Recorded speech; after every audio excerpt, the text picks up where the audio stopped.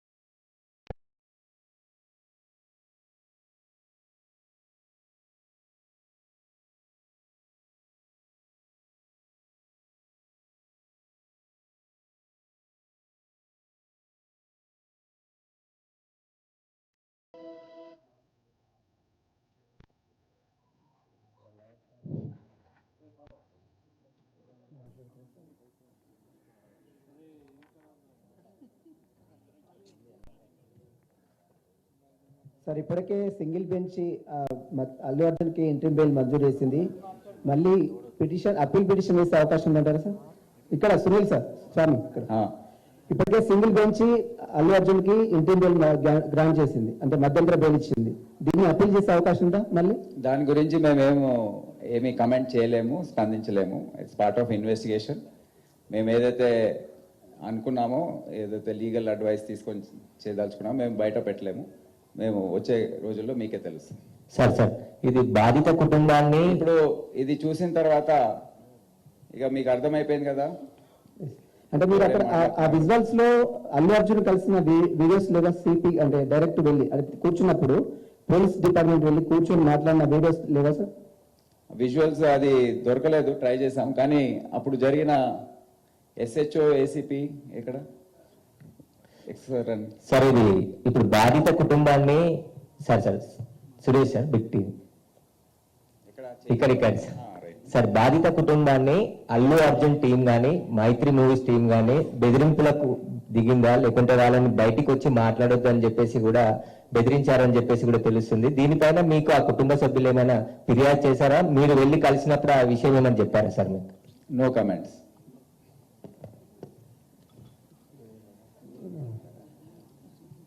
అంటే ఆ రోజు ఎగ్జాక్ట్లీ మీరు ఎస్హెచ్ఓని చూసారు కదా, ఎంత కింద మీద అక్కడ పడుతున్నారు. ఒకసారి అక్కడ వాడు అడిగే ప్రశ్న ఏంటంటే మనకు విజువల్స్ దాని గురించి దొరికాయా లేవా, ఎగ్జాక్ట్లీ ఆ టైంలో మీరు ఎవరికి వెళ్ళి చెప్పారు, ఏసీపీ ఎవరికి వెళ్ళి చెప్పారు, సరే వివరించి.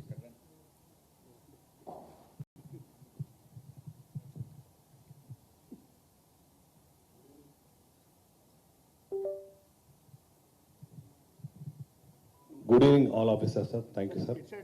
గుడ్ ఈవినింగ్ మీడియా పీపుల్ అందరికీ నమస్కారం. మీరు అడిగిన క్వశ్చన్కు ఆ రోజు మేమందరం అక్కడే ఉన్నాము. అల్లు అర్జున్ గారి మేనేజర్ సంతోష్ గారికి ఫస్ట్ లోపలికి వెళ్ళి తెలియపరిచాము. తెలియపరిచడం ఏమంటే ఇక్కడ ఒక లేడీ చనిపోయారు, ఒక చిన్న పిల్లవాడు చాలా సివియర్గా ఇంజ్యూర్డ్ అయ్యారు, సిచ్యువేషన్ అనేది కంట్రోల్లో లేదు, మీకు ఇబ్బంది అయ్యే అవకాశం ఉంటుంది అని చెప్పడం జరిగింది. వారు మమ్మల్ని కలవరివ్వలేదు. ఫస్ట్ సంతోష్ అనే మేనేజర్, ఇంకొక లావుట్ అతను ఇద్దరు ఉన్నారు. ఆ ఇద్దరు మమ్మల్ని కూడా, నేను మా SHO ఇద్దరం దగ్గరికి వెళ్ళి చెప్పాము, మేమే తెలియపరుస్తాము, మాకు చెప్పండి. సరే మీకే తెలియపరుస్తాము, మీకు చెప్పాము, మీరు వెళ్ళి చెప్పండి అంటే కూడా వాళ్ళు వెళ్ళలేదు. అదే సమయంలో మా DCP సార్ కూడా కింద ఉన్నారు. DCP సార్ దగ్గరికి పంపించాము.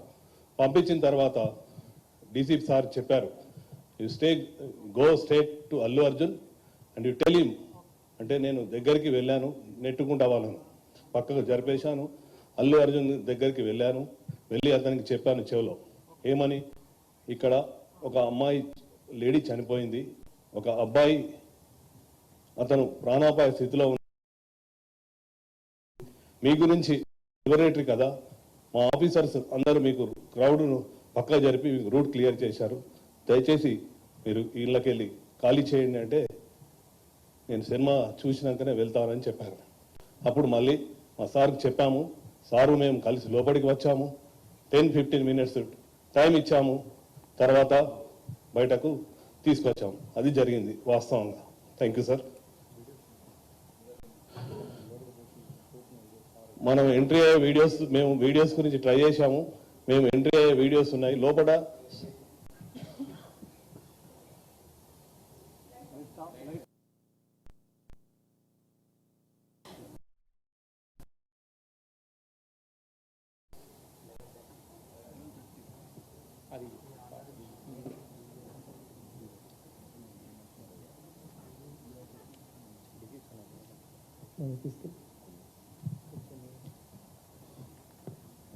సార్ మేమందరం బయట లోపలికి వెళ్తాం. ఇది DCPతో సహా ACP ఆఫీసర్స్ అందరూ కూడా వెళ్తున్నారు.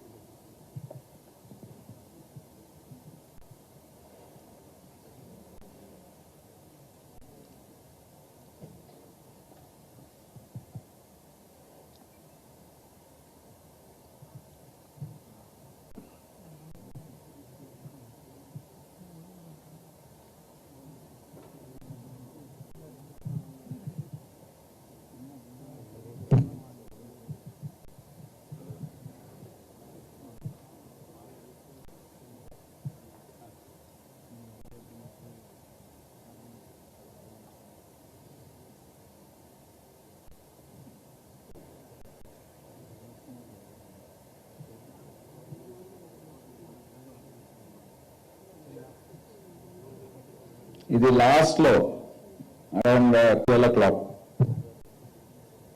దాని ముందు ఎన్నో ప్రయత్నాలు జరిగాయి.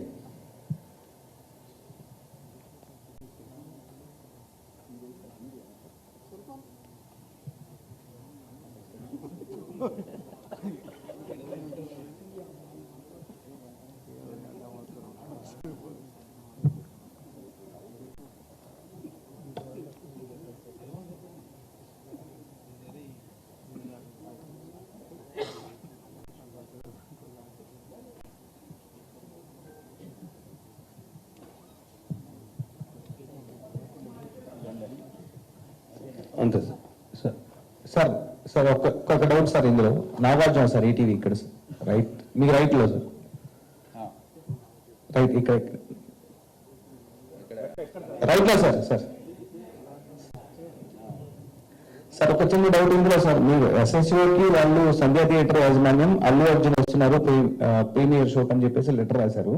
ఆ లెటర్ వెనుక వెంటనే రిప్లై కూడా రాసిచ్చారు, కుదరదని చెప్పారు. సో ఈ థియేటర్ కి అండ్ అల్లు అర్జున్ కి మన పోలీసుల మధ్యలో ఎవరు కోఆర్డినేట్ చేశారు?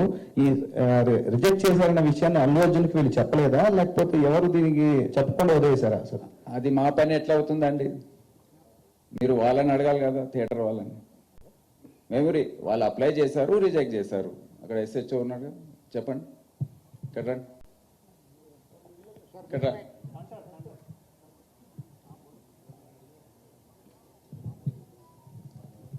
నమస్కారం సార్, మీడియా మిత్రులు sir. Sir first of all చాలా బాధ అనిపిస్తుంది సార్. గత 15 రోజుల నుంచి ఈ సంఘటన నా చేతుల లేక పాప మాకు శాంతి కలగాలని వాళ్ళ కుటుంబంకి ఒక ప్రాణాన్ని కాపాడలేకపోయిన ఒక బాధ నాకు ఒక 15 రోజుల నుంచి ఇదే అవుతుంది సార్. ఎందుకంటే నా చేతుల్నే చాలా ట్రై చేసిన సార్, చాలాసేపు పనులైనా నేను మా మౌనిక ఎస్ఐ అసలు చెప్పలేని ఇది సార్. 15 రోజుల నుంచి నా మధ్యలో వెళ్తూ ఉంది. ఆ దేవుని భగవంతుల్లా ఆ బాబు కోరుకోవాలని నేను కోరుకుంటున్నాను సార్. ఆ రోజు జరిగిన సంఘటన సార్, మేనేజ్మెంట్కు నేను బ్యాక్ సైడ్ నేను రాసి మేనేజ్మెంట్కి ఇంటిమేషన్ ఇచ్చిన సార్. నాకు పై వాళ్ళ అల్లు అర్జున్ టీం నుంచి మనకు ఎలాంటి ఇంటిమేషన్ లేదు సార్. మా ఓన్లీ మేనేజ్మెంట్ నుంచి విజిట్ అనేది ఉంది సార్. ఆ విజిట్కి నేను మా సీనియర్ ఆఫీసర్తో మాట్లాడి నేను చూసి ఆ 2 థియేటర్లు ఒకటే ప్లేస్లో ఉండడం సార్. ఆ ప్లేస్లో ఉండడం రెండు థియేటర్లకు ఒకటే ఎంట్రీ ఒకటే ఎగ్జిట్ సార్. 35 and 70 mm అది పాసిబుల్ కాదానికి అదే పేపర్ కాపీ టు SHO ఒకటి వచ్చింది సార్. దాని బ్యాక్ సైడ్ నేను నా స్వయాన రైట్ మీద రాసి మేనేజ్మెంట్ తెలిపినా సార్. వాళ్ళ అల్లు అర్జున్ టీం కాంటాక్ట్ మాకు లేదు సార్. సో మేనేజ్మెంట్ వాళ్ళకి ఇంటిమేషన్ చేయాలి సార్ ఇది. సో ఇంకోటి సార్, బిఫోర్ 2 hours నుంచి నేను స్ట్రగుల్ చేస్తున్నా. మీడియా మిత్రులందరూ ఉన్నారు, చాలా మంది, ఒక దాదాపు 100 మంది ప్రెస్సులు ఉన్నారు. 2 hours నుంచి మేము మా SI Mounika lady officer so ఎంతో ట్రై చేస్తున్నాం క్రౌడ్ ఫుల్ కంట్రోల్ చేయడానికి. సో మేనేజ్మెంట్ మా ఎదురుగానే ఆ గ్రీ గిట్స్ ఇరగడము, మేము పడిపోవడం, దేవుని వల్ల అది భగవంతుని ఈ రోజులు ఉన్నాయంటే అది ఏమన్నా కానీ ఫస్ట్ ఆఫ్ ఆల్ నేనే పోతాను అనుకున్నా సార్. ఆ సిచ్యుయేషన్ అట్లా అయిపోయిందాడ. సో ఎన్నట్టే నేను మేనేజ్మెంట్ నా ముంగట్టే ఉన్నారు, నాగరాజు సమ్ అదర్ మేనేజ్మెంట్ ఏ వాళ్ళందరూ ఉన్నారు. సో వాళ్ళు చూస్తూ ఉన్నారు, వాళ్ళ కళ్ళతో చూస్తూ ఉన్నారు. 2 hours కూర్చొని నేను ఇంటిమేషన్ చేసిన. సో మీరు ఇంటిమేషన్ చేయండి, క్రౌడ్ ఇట్లా ఉంది, ఇది పాసిబుల్ కాదని కూడా నేను స్వయం నా ఓవరాల్ కూడా చెప్పిన అక్కడ సంఘటన జరిగేటప్పుడు సార్. సో వాళ్ళకు ఇంటిమేషన్ అంటే అప్పుడు నా ఫోన్ వాళ్ళ కాంటాక్ట్ నాకు ఉండదు కదా సార్. వాళ్ళు మాకు మేనేజ్మెంట్ వాళ్ళు మాకు ఇంటిమేషన్ చేసి కూడా నేను మేనేజ్మెంట్కి ఇంటిమేషన్ చేయగలిసి వచ్చింది సార్.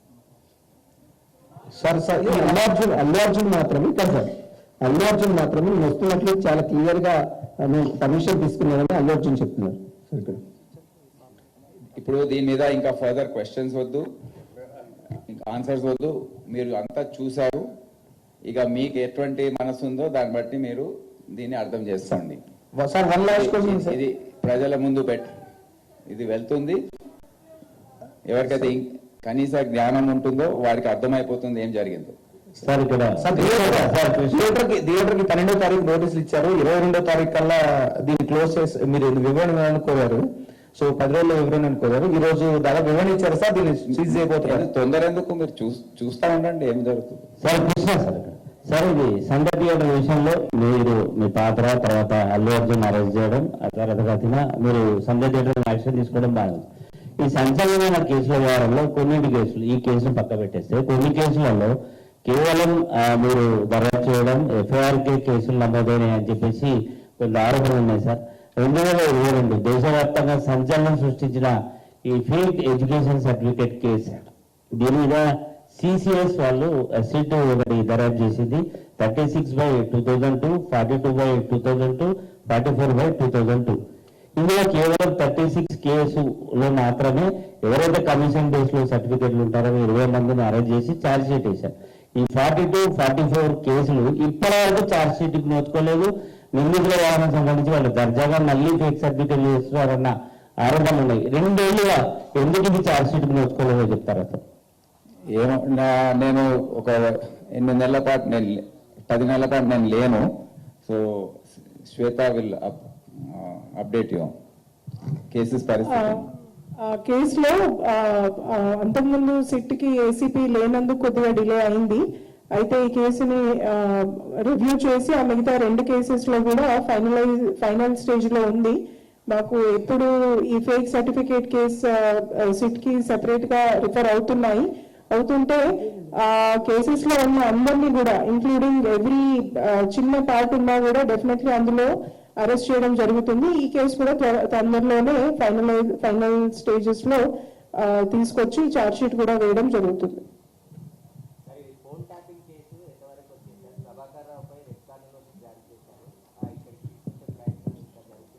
అందుబాటులోకి మీకు వచ్చారు?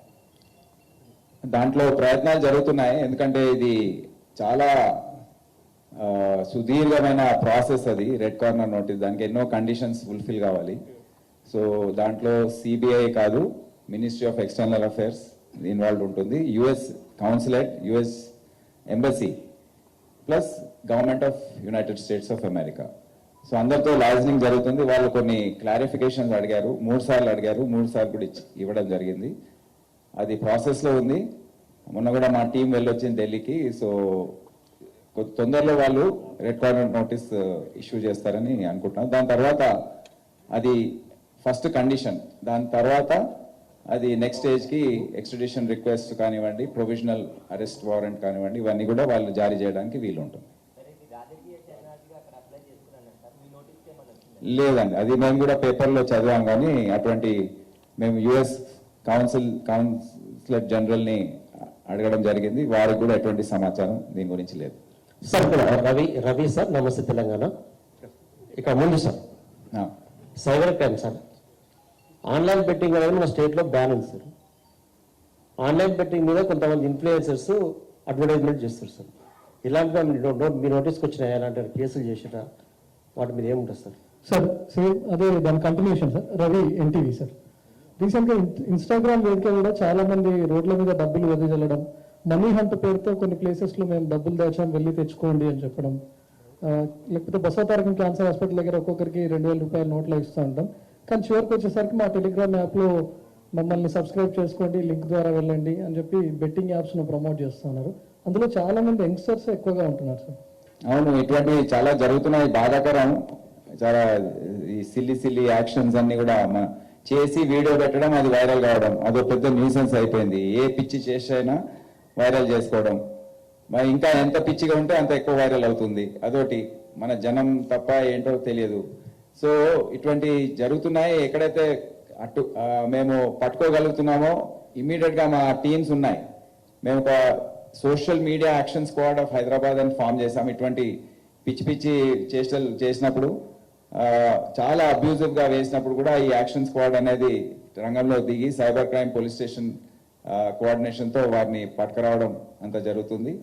ప్లస్ ఈ ఆన్లైన్ బెట్టింగ్ కూడా మేము కూడా చాలా దానిపైన స్పష్టమైన చట్టం ఉండకపోవడము, ప్లస్ రిమోట్ గా ఇది జరగడము, మాస్క్ ఐపీస్ వాడుకుంటూ ఇది చేయడము, ఇదంతా కూడా చాలా కష్టమవుతుంది.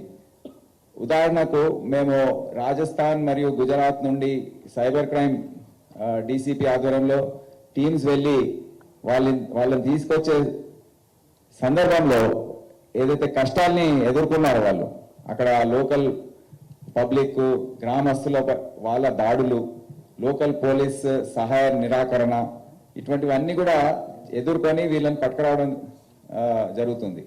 సో ఈ ఆన్లైన్ బెట్టింగ్, ఆన్లైన్ గేమింగ్ ఇవన్నీ కూడా అవే కేటగిరీలో పడుతున్నాయి.